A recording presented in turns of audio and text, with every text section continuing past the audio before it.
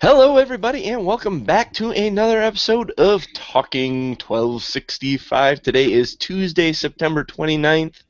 This is episode 90. I am your host, JC, here with all the usual suspects. We have Coach. Good evening, everyone. And Rick. Hello. And, of course, Norm, who's, giggling at me for something. Gentlemen? No, I'm laughing because we also have Rick's family. Rick's family. My wife in the background yelling at my kids. Yeah. Anyone that has kids understands. If you don't have kids, you don't have any right to criticize. She apologized. Yeah, it's a full house this week. Your wife never has to apologize for anything. Yeah, right. Zabba-doo-da-ba-dow. Yeah, Full House? Yeah, okay. No? Okay. My wife talked to your mom today, by the way. Your wife talked to my mom? No, Jason's mom. Yeah. They talk at the bank. They talk at the bank all the time. Yeah. It's a small world after all. Yep. I feel like we're in the middle of a Show Tunes episode. John keeps singing and you two are talking about nonsensical things. Welcome to my life from birth to now. Now. Singing and nonsense. Singing and nonsense. Coach's life. John's singing and someone's talking nonsense. Oh. It's usually me doing both. Singing about nonsense. Well, let's have some sense. Today we're going to review the Kansas City game. As always, preview the 49ers. We'll do our game picks. There is a rant from Rick coming, and Norm's bold prediction. So let's get going. It's going to be a good one.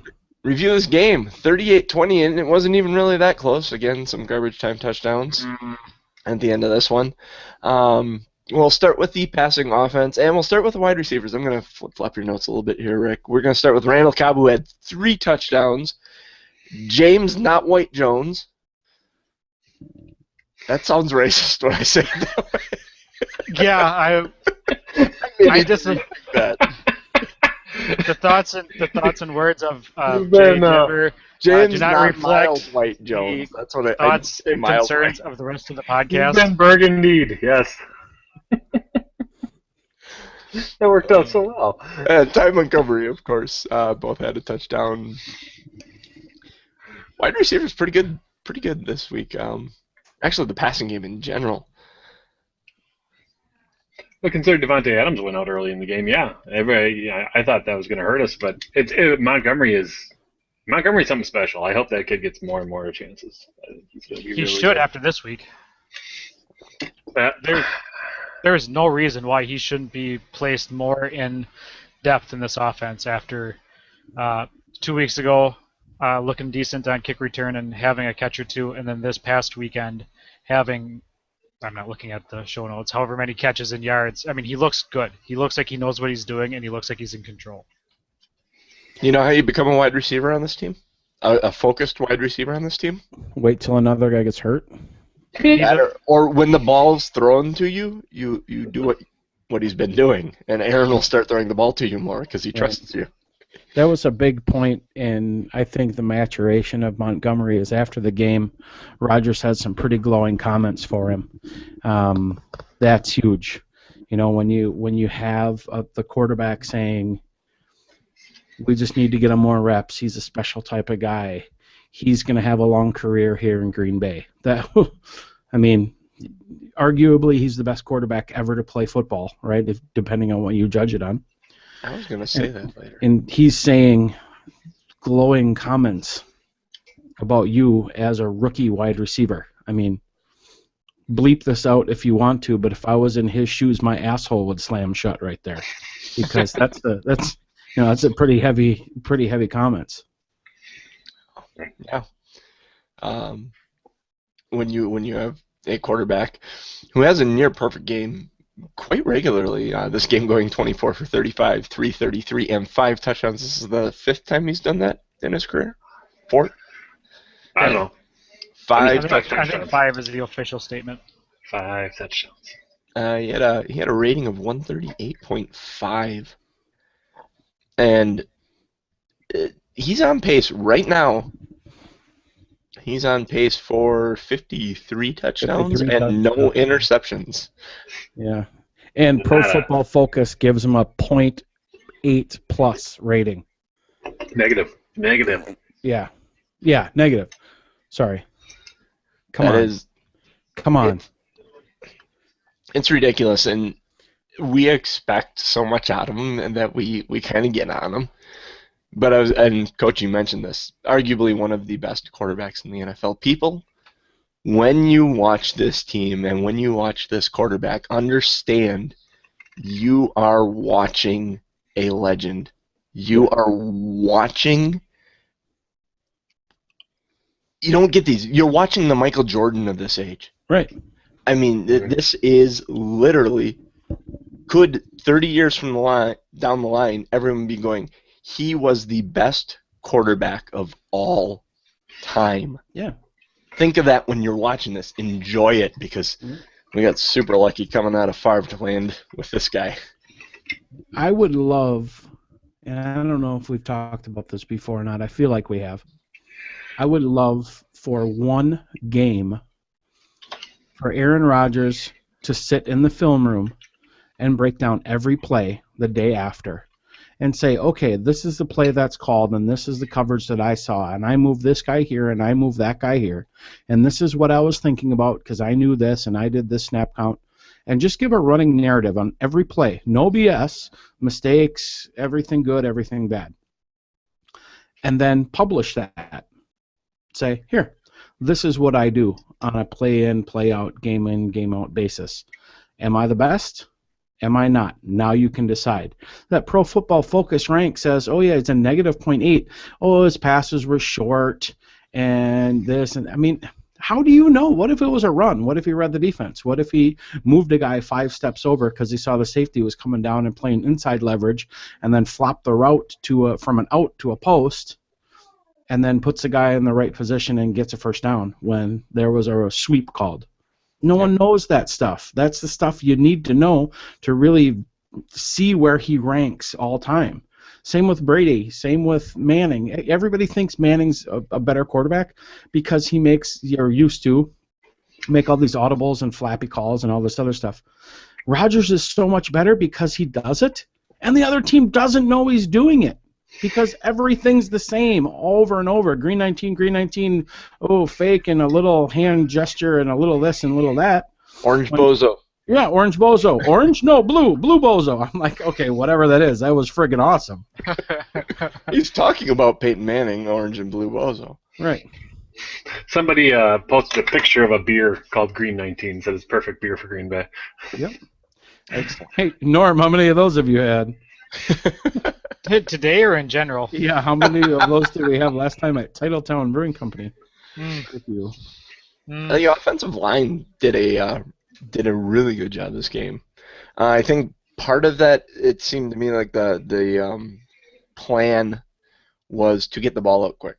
Yep. Yeah. And there was definitely a concerted effort to chip those ends more so. Oh yeah. With was it Tom Ali and it was the other end for them. And Justin Houston, they're no joke, man. I mean, they're good. They're good. I mean, just think of how good our defensive line would be if you would put Justin Houston in Nick Perry's place. I mean, right? Yeah. So, but yeah, the offensive line they ran the ball well too. And Lacey didn't get a lot of carries. But they got 123 total yards, 32 carries. They were early in the game. They were averaging about 4, 5, 6 yards a carry. They were just pounding them out. They probably could have stuck with the run a lot more than they did. I was surprised. Absolutely. Yep. As much they used the short passes kind of like runs. Maybe that's because Lacey wasn't healthy and one in there to be the workhorse. But I thought the line did an excellent job against a very good front seven with the Chiefs. Yep. I was proud of that. For 3+ quarters, the entire team played flawless football. Yeah. I was gonna say this is a game where I never really felt threatened. I never really felt threatened, and they came out with that one drive. I think it was their 3rd or 4th drive where they went 12 yards, 11 yards, 12 yards, 26 yards, and then an 8-yard touchdown. And it was like, okay. Yeah. I mean, like that there weren't plays in between there. That was first down, touchdown. The 4th quarter felt very sketchy in the stadium. Very sketchy. I think, yeah. It's the mood dampened, and it's because we've Oh, seen. nice one. Before. That was good. Yeah, I didn't That even was try. good. Don't I gloss did over not- that. That was world class stuff right there. No pun intended. It was and this leads me to a question that's going to lead us off track for a minute. But my biggest disappointment in this game is the disappointment that I have in other games like this. Why can't the Packers? How do I put this? Put the foot on the throat. What is Finish. how do you teach the team to not back down? How do you Coaches teach not to back down, and how do you But I think part of this is the coaches are holding. That they run so many plays. There are so many plays in the playbook. They don't necessarily want to give them all away. So when you get a lead like this, that they kind of hold back on what their play calls might be and not expose more of their playbook than they have to, especially this early in the season. No, I think that's a load of junk. I think that everybody knows what the Packers play, and I think everybody knows the defense that they have. They might not know what it is when it's out there, but everybody knows the general plays that they play. And everybody knows that in the fourth quarter with 2 touchdowns up, the Packers play prevent soft defense, and you can get as many yards as you want. Why? Tell me why you go away from what put you 3 touchdowns up to go and let the team score 2 to 3 touchdowns on you and threaten you. And I agree with you completely. And it's not just one side of the ball. It's the defense play. The defense goes limp, for lack of a better word. They start playing soft. They don't get after the quarterback as much. But the offense is as much to blame as anybody. I wish there was a stat that we could see over the last 2 seasons how many fourth quarter drives with a lead the Packers have had that have gone 3-0. Because it just feels that way late in games. We don't know how to keep the ball and grind clock. With the score being 31-7 at halftime, I think that's what it was, right? 31-7? Yeah. Early in the third. Yep. Yeah, early third, 31-7. I expect 45-21 as a finishing score. I don't expect 1 touchdown in the second half of football and allowing the other team to score. My math is horrible. I've never been good at math. 21, 20, 30, whatever points. Well, let's put it this way: you're up 24 points in probably the beginning of the third quarter, by the 10-minute mark of maybe the third quarter. That game should never get to a 1-score game, and this did. And that's a failure on the Packers' part. You should a game where you're up by 24 with only a quarter and a half left to play. You should never get back to a 1-score game. It's human nature. It really should have been a 1-score game because it looked like Montgomery or whatever stepped back into the end zone. No. From human nature. Yeah, that's the right call. That's a momentum touchback. That's good. That did not look like momentum from my angle. Yeah, that's fine. You can say it's human nature all you want, but St. Louis, or not St. Louis, Arizona won 47-7 against San Francisco this week. Seattle won 26-0 over the Bears, and New England put up 50 against Jacksonville. Mm-hmm. Those teams are not taking their foot off the gas. They're blowing teams out. Mm-hmm. The Packers have to get that mentality that, hey... Wait, whoa. Back off. Yeah. What were the 3 opponents? Jacksonville, yes, okay, understood. The Bears. Arizona played San Francisco, and Seattle played the Bears. Yeah, exactly. Exactly. None of them were the Chiefs. We had this team controlled. I mean, we had this team thoroughly beat. We did. We let them get off the mat. They had less than 100 total yards halfway through the third quarter, I think it was. The fact that they ended up with over, I think, 200 for the game is stupid. They let a game get dangerously close that should never have been. And that's a problem this team has had for years. For the last, I'd say, at least 2 seasons plus. It cost them the championship game last year. That's how dangerous it is. There were several other things that cost us the championship game. Yeah, there were. I mean, they never had that game in control. But I'll use a boxing analogy because I'm pretty sure people know these 2 names. There's 2 different types of philosophy in the third and fourth quarter when you're leading. You can either be Floyd Mayweather. Who? Shut up. Or you could be Manny Pacquiao. Manny Pacquiao will stand, put his chin in front of you, and flail his arms hoping that he hits you more than you hit him. He's not really good at getting out of the way. He wants to punch more than he wants to get punched, but he'll get hit every once in a while.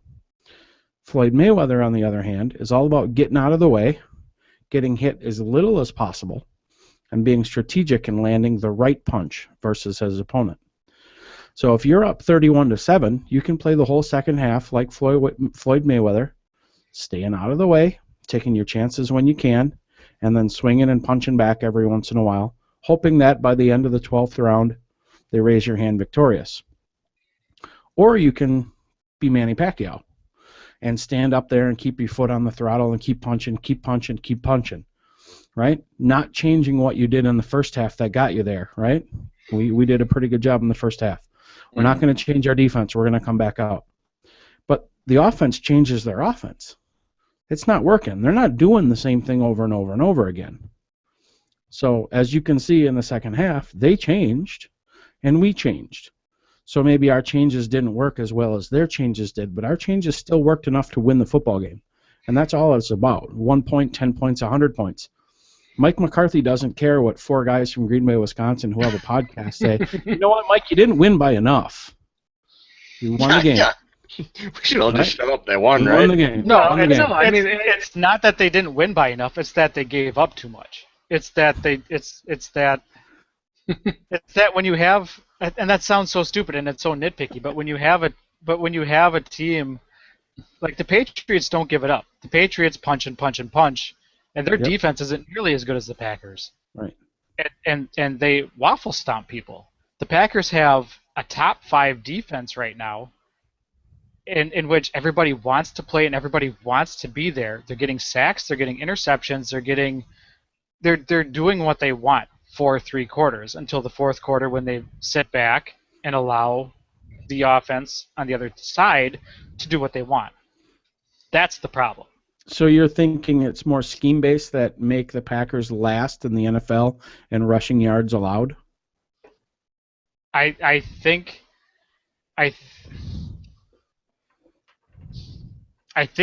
they get lax and lazy when they go up by more than 2 scores. I would agree with that.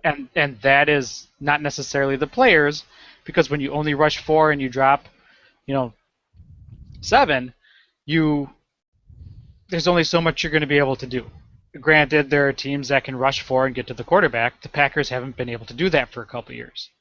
So when you have a defensive mind that the Packers have had for the past couple of years, and that's what he does, no team ever thinks they're really going to be out of it against Green Bay, because they know in the 4th quarter, they're up by 2 touchdowns. They're going to play prevent defense for the last 12 minutes of the game. So we're going to be able to do this. We're going to be able to put tight ends right in the middle of the field and get 30 yards a pass. And then when a cornerback cheats to the middle, we'll be able to do a screen off to the left and run for another 30. I could tell you that. That is my only gripe with the game on Sunday. And granted, to me, that's kind of a big gripe, but other than that, for three full quarters, everybody played well. Right. I think it really comes down to that bend but don't break philosophy, where since the offense that you're playing against is more ratcheted up, they have more urgency. If you stay aggressive, there is a higher probability of an explosive play. And what's one thing that you can't have happen with a couple score lead?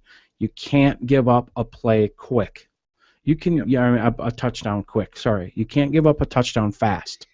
You can give up a touchdown if it takes 7 minutes. If you're up by 3 scores, take 7 minutes. Yeah. Take 7 minutes and score. That's perfectly great. What you can't do is give up a 17-second score. And if you're bringing an aggressive defense versus an aggressive offense, the probability in the league, the way it is now, is everything is keyed toward the offense. So the probability of giving up an aggressive, explosive play is going to be higher in the waning from the second half in. So what I think the defense needs to do, now take my advice with a grain of salt, is if you listen to Ray Lewis after the game, he had some great comments and was talking about why things work, and shame on the Chiefs for not changing the math, changing the way the defense plays. And we'll talk about that a little bit in Coach's Corner. But I think you have a legitimate issue, Tom. I think it's just kind of a scheme thing that it's almost become cliche. Bend but don't break and run the prevent. That I really don't think you're going to see it change because the fail rate is so low. Yeah. The fail rate is big in the playoffs, though, when it matters. And Playoffs I is totally get that. In the playoffs, that is a different situation. I think you scheme differently when it's lose and go home, versus give up 2 scores now with 2-point conversions and everything. Then you have to stop that. I mean, the games are weighted differently. Mm-hmm. But I see, and I don't think the problem is so much with the defense or the defensive scheme. To me, the problem is the offense. The Packers had 2 possessions in the fourth quarter. One went 6 plays for 14 yards, took 4 minutes off the clock. The other went 3 plays for -3 yards, took a minute off the clock. Yeah, that one burned my rear. That second one burned my rear. The best defenses don't let the opponent have the ball. And Right. And at the end of games, it happened against Seattle. It happened already early. I think it was against the Bears earlier this season. It happened again against Kansas City. Our offense in the fourth quarter, they get into, okay, we want to kill clock, so we're going to run the ball. We run on first down, we get stuffed. We run on second down, we get stuffed. We get third and long, we throw the ball, it's incomplete, and we punt. Yep. And it's like they take all their creativity out of their play calling because they feel they have to run the ball. Use your short passing game, use your screens, use your slants, use what you've been doing all game long. Keep possession of the ball, get first downs, and grind the clock. And that's what I want. I don't care. The defense can play soft. That's fine. But the offense needs to stay on the field for 7 minutes of the fourth quarter. Right. Why put the defense in a situation where they have to prevent an explosive play? Keep them off the field and keep the ball. You're exactly right. If your offense is one of the best in footballs, which we believe ours is, they should be able to maintain control of the ball for a period of time and suck clock. And that's what I don't see them doing. Yep, that's what bothers me. You know what, Rick? I changed my mind. I agree with you. I can't believe the offense. And that comes down to play calling, third down conversion rate that we talked about a couple shows ago. The third down conversion rate on this team is absolutely horrible. The play calling on second and short and third and short is just really not good. Yeah. 3rd and 8, I'm more comfortable that we're going to convert a 3rd and 8 to 3rd and 12 than we're going to convert a 3rd and 2. It's just which is really weird. Yeah. But if we get the ball in the fourth quarter, if our offense gets the ball fourth quarter, you don't have to score. I don't care if you get a touchdown if we're ahead by 2 scores. Get me 2 first downs, grind me 5 minutes off the clock, and get it so that when we punt, we pin them back inside the 20 and they got to go 80 yards on us. Right. Flip the field to get me some time off the clock. That's all I want out of the offense. Yep. If you score, great, but get me a couple of first downs and grind some clock. That's all I want, and it doesn't happen. Yep. You know what? I do totally agree with you. It's just this week for some reason the defense just chat me. Yeah. and like everybody played good for 3 quarters, but for some reason this week the defense just. That adds to the problem. The defense doesn't. When the offense goes quick and gets 3 and out, the defense doesn't come back out there and keep the intensity up. They kind of play soft and then let the other team get back in. But I think the best defense is our offense if they stay on the field, and that's where they fail. Yep. Very much so. I'm happy. We won. We won. Don't get me wrong. I was very happy, and I am very happy that we won. I just would have been happier if it finished closer to 31-7 than. I would have been more happy if it would have finished closer to 38 to 10 because I had half the score rate. Yeah. At halftime, I was like, "Yeah, I am the boss. I'm going to pin this one," and I didn't. That was one where we were all relatively close at times. So I had the 10-point margin of victory. Yeah, it's true. That's off by 8 on both sides. All right. So rushing D did well. Gave up 3 TDs to Charles, but He only had like Charles, he only had 49 yards, so Yeah, they were all short TD runs, all within the 5. But the problem with that, here's some more hidden stats. We're talking about the offense going 3 and out that makes the defense look bad. Here's some hidden stats that I looked up today. The Packers are like 27th or something in the league in yards per game, but they moved up. They're like 16th this week, which is great. Here's the problem. He only had like 49 yards. He only had like 9 rushes. Yeah. 11. I'm like, 11. I was going to say that too. I'm like, oh, dang it. Yeah, that's really bad. Yeah, 11 rushes, 3 touchdowns at 50 yards. That means if he carries the ball like a regular running back, which is like 25 times, he's got $1.25 and 6 touchdowns. Mm-hmm. That's bad. We're dead last in the NFL in yards per carry average. We're at 5. Yeah. That's bad. Hey, we're 3-0.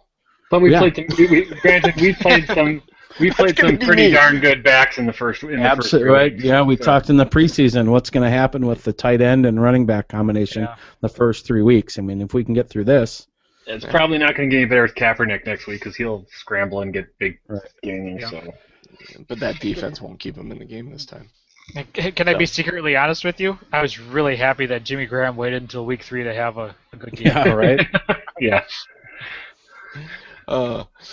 So, overall, good performance.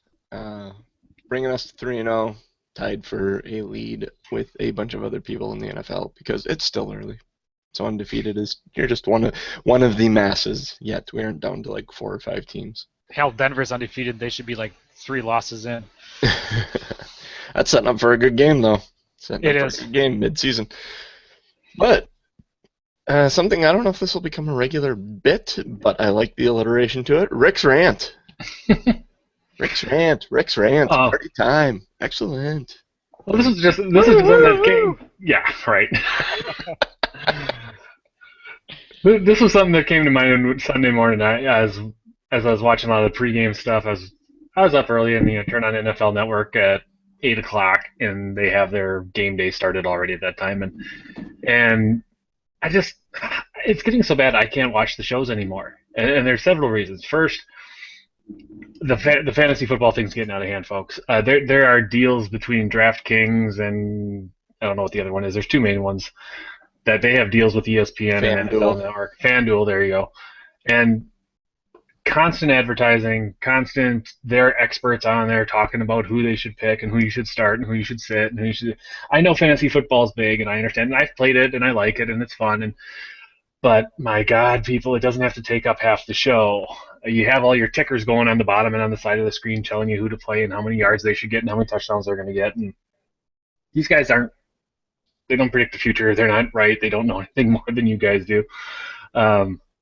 And in my mind, I equate it to those old when they used to have the handicappers have their Saturday show and give you the stone cold locks of the week or whatever, and at least those shows though were specifically tailored to gamblers. Now they've got the gamblers interrupting what used to be a good sports show that get good decent information of, and I don't care about the gamblers. I'm sick of hearing about FanDuel and their 1 week fantasy football leagues and the guy who won $2 million. The one guy out of the millions of people that play it. The one guy.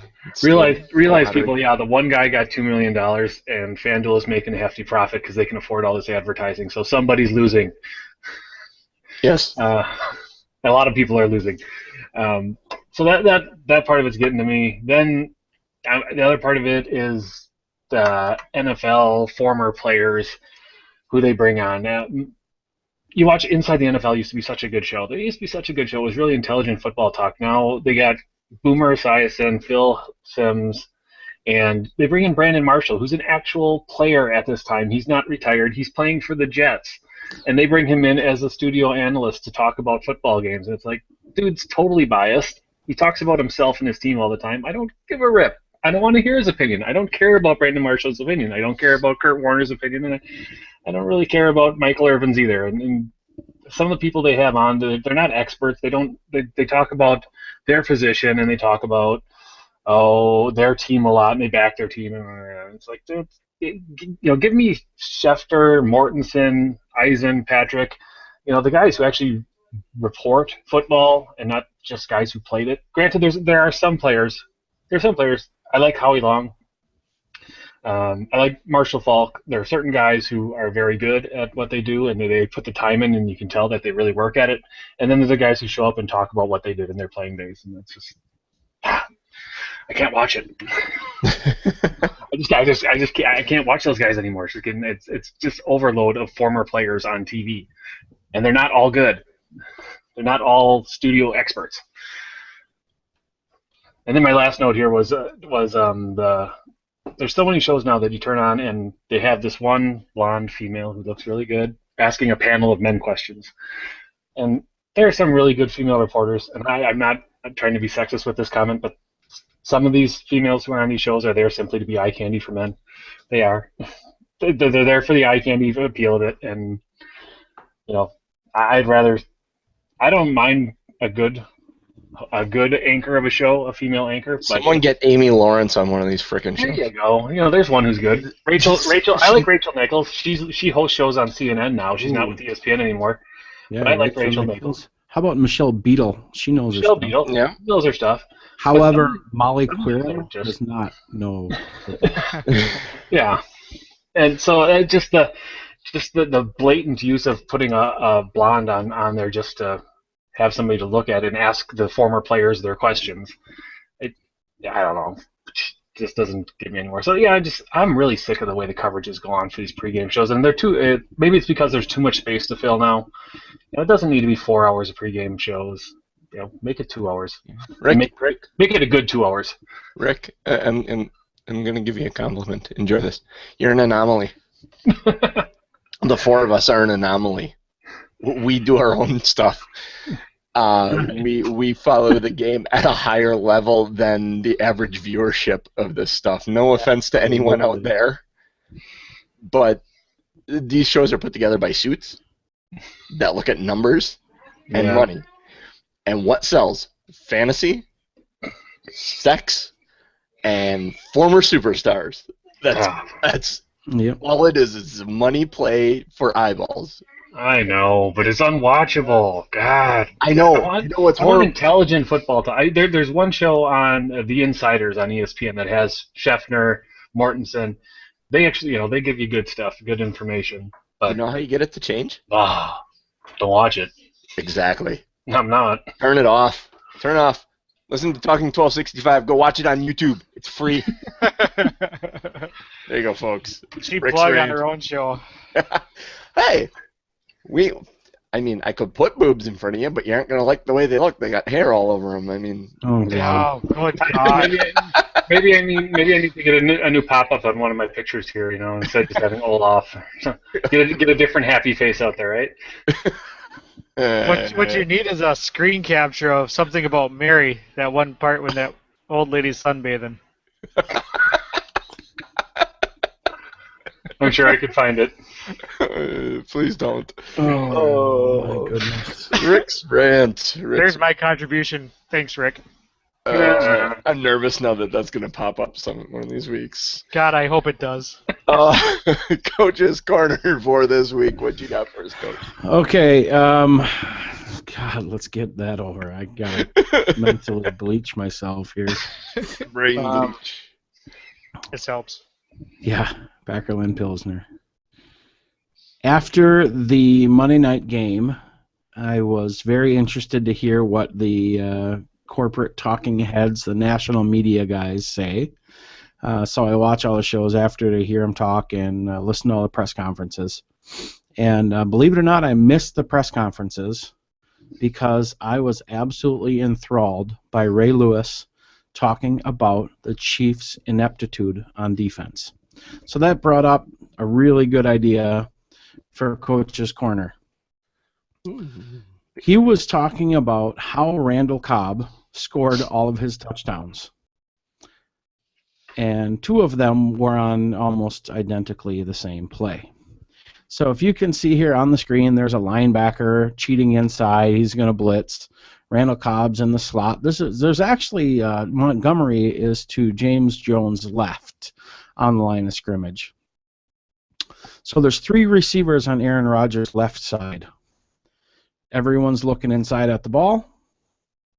And at the snap, James Jones takes off for the outside cornerback. It is his job to make it look like he's running a route, which he's not. He is a blocker. And Randall Cobb runs flat down the line of scrimmage. Now, here's a really big issue. You can see where the corner that's covering Randall Cobb is. He's on the goal line. The line of scrimmage is the 4. So he's giving him a 4-yard cushion with 4 yards to play. That is a huge problem. He should be up with the other corner like James Jones has right there. So as Randall Cobb moves flat down the line of scrimmage, he gets the ball. Now the corner is in trail position, and James Jones is blocking his corner effectively. It's kind of a timing route, works very nice. So now here's the key on this play. It is up to Cobb to overrun this block, to make it look like he's taking the ball outside, to force the corner flat that is in trail position behind Cobb, to make it look like he's going to the outside pylon. James Jones has an inside position block. He's sealing him to the inside. We know the linebacker's gone. There's no one inside there. And we'll see coming up next, Montgomery is doing a great job blocking the safety.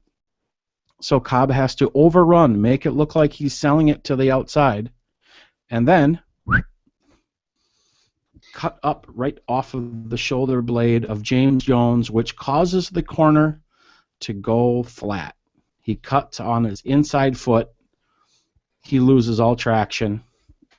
He's out, and Randall Cobb is into the end zone for a touchdown.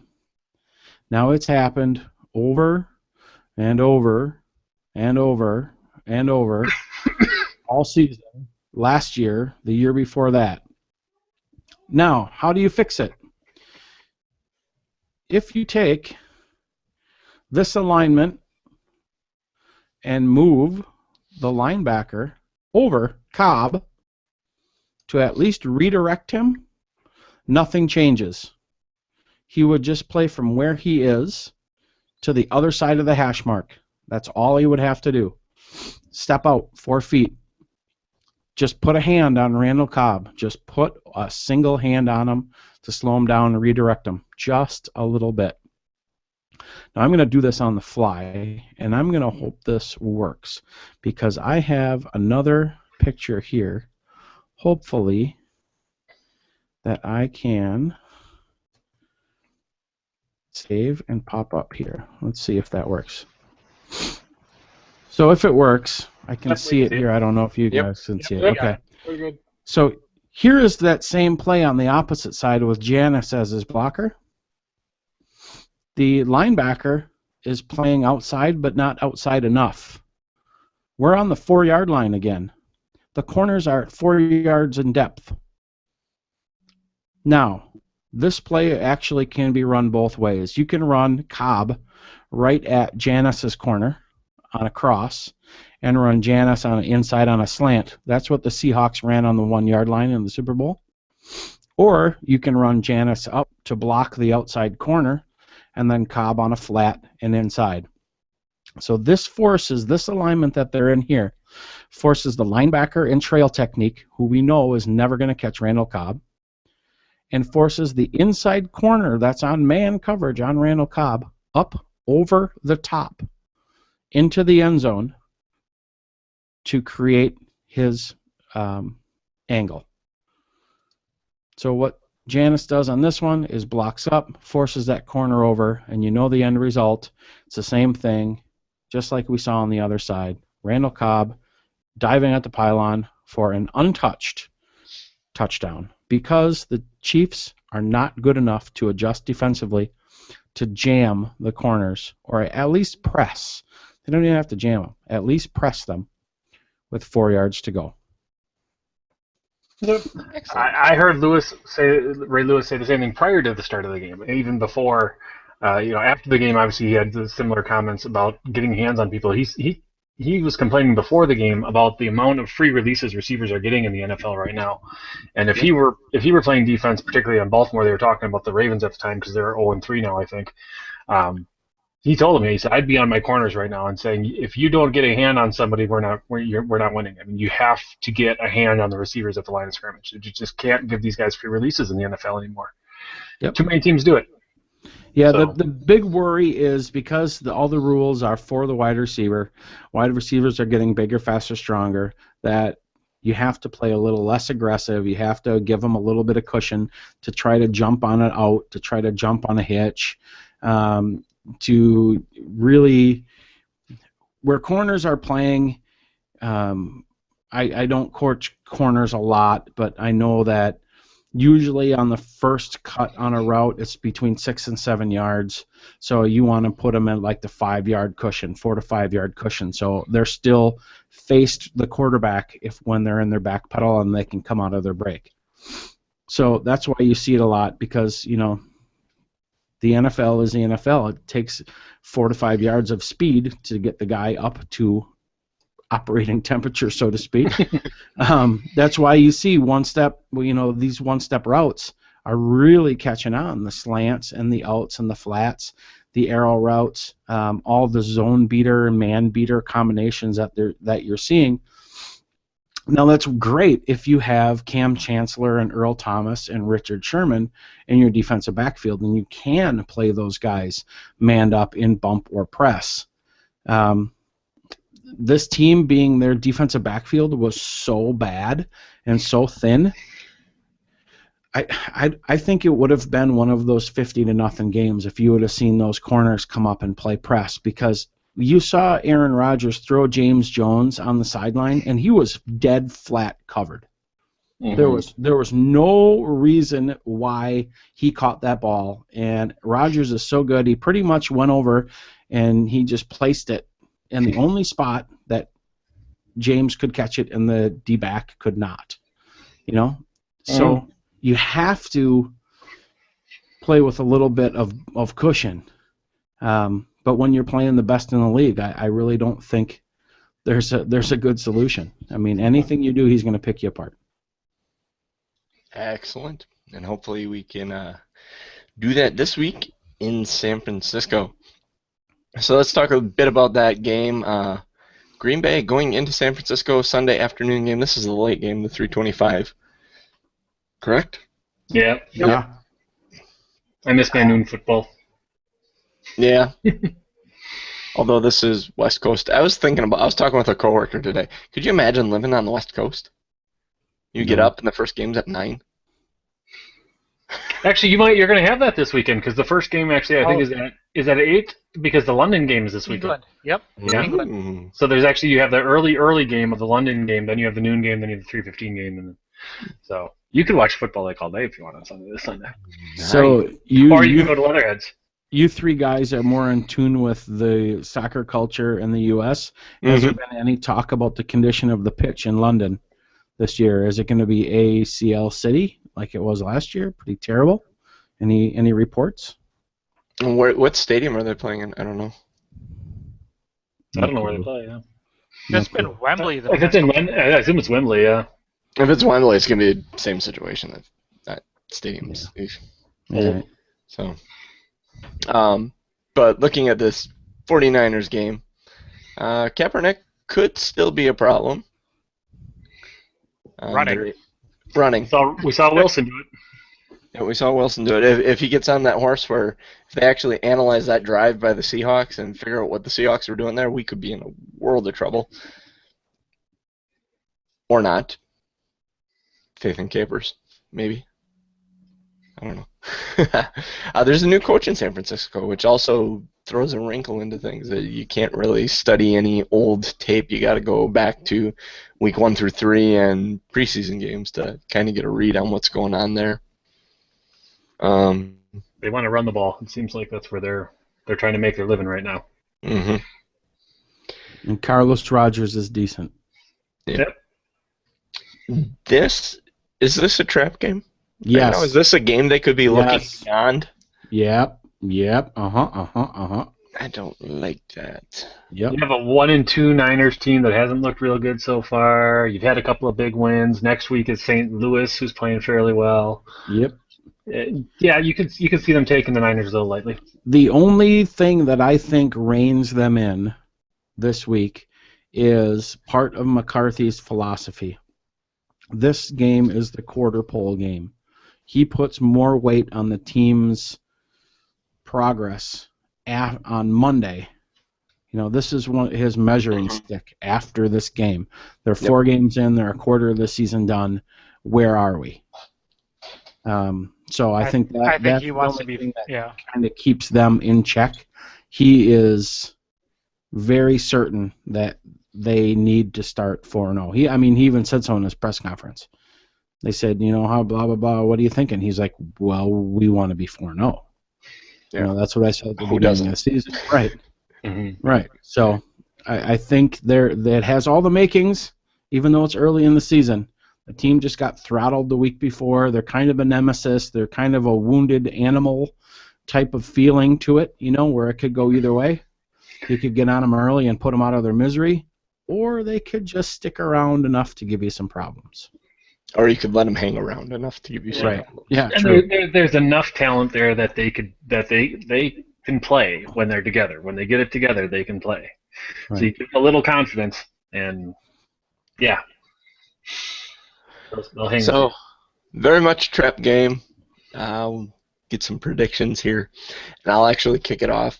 San Francisco's got the 23rd ranked offense in the NFL and the 25th ranked defense in the NFL through the first 3 weeks. They have lost to Pittsburgh and Arizona, both fairly large bashings, and the team they beat was Minnesota, 20-3 in week 1. So I'm thinking this is going to be kind of a blowout. I'm going 42-10, Green Bay. I see no trap. We go in and put our foot down. That sounded like you actually researched that pick. Yeah, I was really impressed with that. It's Threw me all off my game. He he had their defense and offensive rankings, and he knew who they lost against. It's like, boy, he actually put some effort into that pick. I'll go next. That's why I went first. As opposed to Norm. Yeah, I'll go next. Norm's I am also. going to throw darts and dartboard. Hey, man, my darts are just as good as yours. At this point, yes, it is. We're both 3-0. I am going with the Packer win as well, but I am not as confident at that score as you are. I'm going with the 27-20 Packer win. San Francisco's at home. Did I just steal your score? I love it. Close. It's in San Francisco. San Francisco's had, Green Bay's number the little bit. Kaepernick has anyway. It's going to be a tough game, but I think the Packers they don't eke it out at the end, but I think San Francisco gets a late touchdown to make it interesting. Yeah, I guess from my standpoint, I play this team similar to the way I said we need to play Kansas City. I think you put 8 in the box, you man up those receivers, you force Kaepernick to beat you in the air because you know he can't do it and he doesn't have the threats outside to try to beat you. Don't worry about the receivers. Make sure they can't run the ball, whether it's Kaepernick on the keeper or it's whatever the running back's name is. You said it. But either way, whether he hands it off or he keeps it himself, we should have 8 in the box. He should be stuffed either way. And just the receivers we can man covered. So I think Kaepernick will get some of his, but I think Aaron will get a lot of his. So I'm going 30-17. Yeah, let's hope that all plays out that way. I kind of see it going a little different direction. Historically, the Niners just get up for this game, and we really have had a problem covering Vernon Davis. You need Jaron Elliott, you need Joe Thomas, you need Clay Matthews to play like Clay Matthews. We eke out this victory and get out of San Francisco 4-0.